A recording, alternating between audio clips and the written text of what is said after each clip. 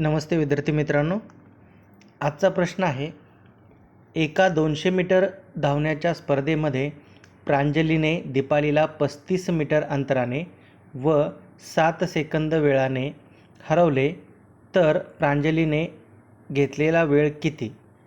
आता काय करावं लागेल? पहिल्यांदा काय दिले?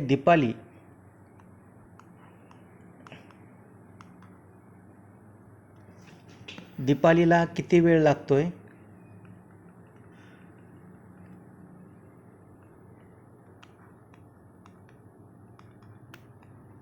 दीपाली एकूण किती अंतराने हरली? अंतर बरोबर 35 मीटर. आणि किती वेळाने हरली? तर 7 सेकंद वेळाने हरली. म्हणजेच काय करता येईल? हे अंतर भागिले वेळ करून आपल्याला तिचा वेग माहिती करून घेता येईल. म्हणजे दीपालीचा वेग बरोबर किती आला? 35 भागिले 7 म्हणजे 5 मीटर पर सेकंद.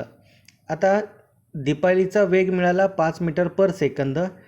तिला पूर्ण अंतर किती आहे? 200 मीटर.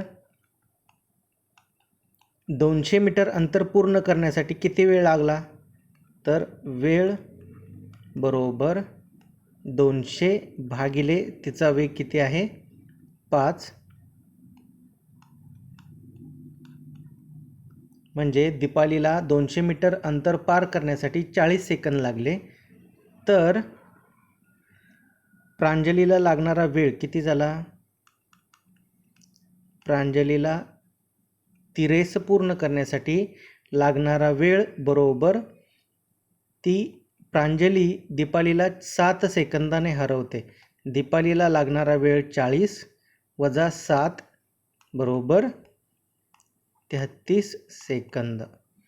म्हणजे प्रांजलीला ती रेस पूर्ण करण्यासाठी किती वेळ लागला?